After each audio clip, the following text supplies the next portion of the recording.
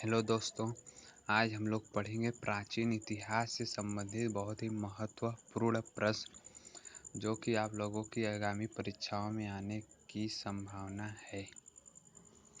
तो चलिए शुरू करते हैं। पहला प्रश्न है, आग की खोज किस युग में हुई? आग की खोज जो है पूरा पाषाण काल में हुई।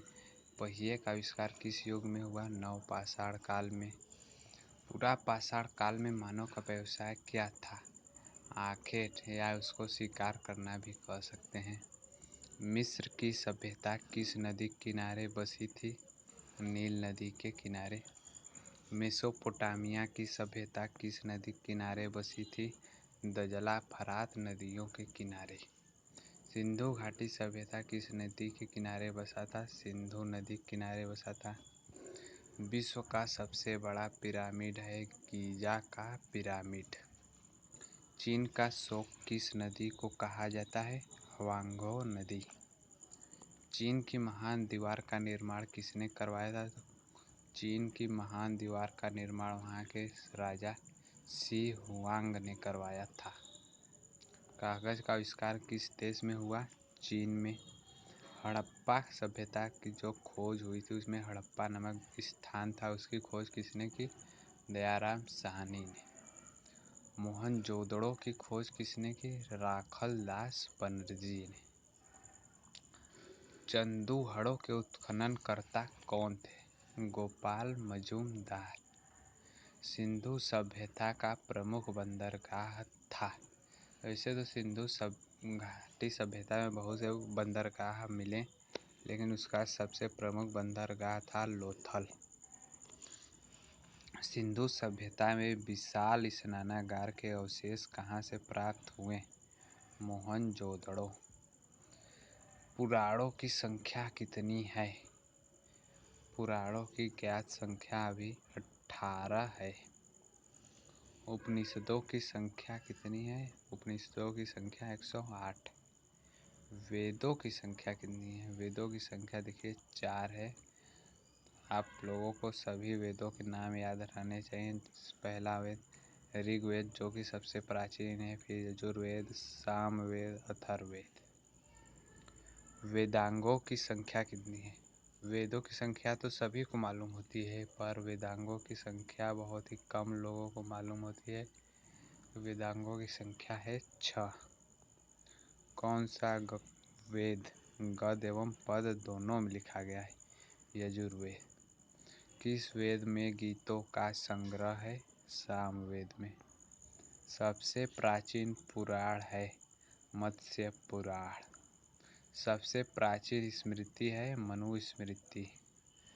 जैन धर्म के 24वें तीर्थंकर कौन थे? महावीर स्वामी। महावीर स्वामी का जन्म कब हुआ था? 540 ईसा पूर्व में कुंडग्राम वैशाली में, और उनकी मृत्यु जो है 468 ईसा पूर्व में पावापुरी में। बौद्ध धर्म के प्रवर्तक कौन थे? महात्मा बुद्ध। महात्मा बुद्ध का जन्म कहाँ हुआ था और कब हुआ था? महात्मा बुद्ध का जन्म जो है कि 563 ईसा पूर्व में कपिलवस्तु नेपाल में हुआ था, और उनकी मृत्यु 483 ईसा पूर्व कुशीनगर उत्तर प्रदेश में हुई। प्रथम बौद्ध संगीति कहाँ हुई थी? प्रथम बौद्ध संगीति 483 ईसा पूर्व में राजगीर में हुई थी। प्रथम बौद्ध संगीति किसके शासनकाल में हुई थी? तो प्रथम बौद्ध संगीति जो है अजातशत्रु के शासनकाल में हुई थी। द्वितीय बौद्ध संगीति कब हुई थी? 383 ईसा पूर्व में वैशाली में, जो कि बिहार में पड़ता है। द्वितीय बौद्ध संगीति किसके शासनकाल में हुई थी? तो कालाशोक के शासनकाल में हुई थी। तृतीय बौद्ध संगीति कब हुई थी? 251 ईसा पूर्व में पाटलिपुत्र बिहार में। तृतीय बौद्ध संगीति किसके शासनकाल में हुई थी? तो तृतीय बौद्ध संगीति सम्राट अशोक के शासनकाल में हुई थी। महात्मा बुद्ध ने अपना प्रथम उपदेश कहाँ दिया था? महात्मा बुद्ध ने अपना प्रथम उपदेश सारनाथ वाराणसी में दिया। नालंदा विश्वविद्यालय का संस्थापक कौन था? कुमारगुप्त प्रथम। क्रमशिला विश्वविद्यालय का संस्थापक कौन था? धर्मपाल। सिकंदर ने भारत पर आक्रमण कब किया था? 326 ईसा पूर्व। मौर्य वंश का संस्थापक कौन था? चंद्रगुप्त मौर्य।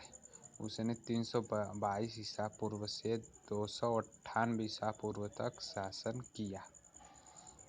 सम्राट अशोक गद्दी पर कब बैठे थे? 269 ईसा पूर्व में। कलिंग का युद्ध कब हुआ? कलिंग का युद्ध 261 ईसा पूर्व में हुआ था। इस युद्ध में भयानक रक्तपात देखकर सम्राट अशोक ने कभी भी युद्ध न करने की कसम खाई। गुप्त वंश का संस्थापक कौन था? श्रीगुप्त। गुप्त संवत किसने आरंभ किया था? चंद्रगुप्त प्रथम। समुद्रगुप्त, जिसको कि भारत का नेपोलियन कहा जाता है, उसको नेपोलियन की संज्ञा किसने दी? विसेंट स्मिथ ने। चीनी यात्री फाहियान किसके शासन काल में भारत आया था? चंद्रगुप्त द्वितीय के शासनकाल। प्रयाग प्रशस्ति के रचनाकार कौन थे? हरिशेर। राजतरंगिणी किसकी रचना है? कल्हड़ की। और मुद्रा राक्षस किसकी रचना है? विशाख दत्त की।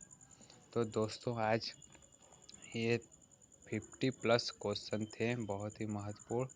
अगर आप लोगों को अच्छा लगा हो तो लाइक, कमेंट एंड शेयर कर दीजिएगा। धन्यवाद।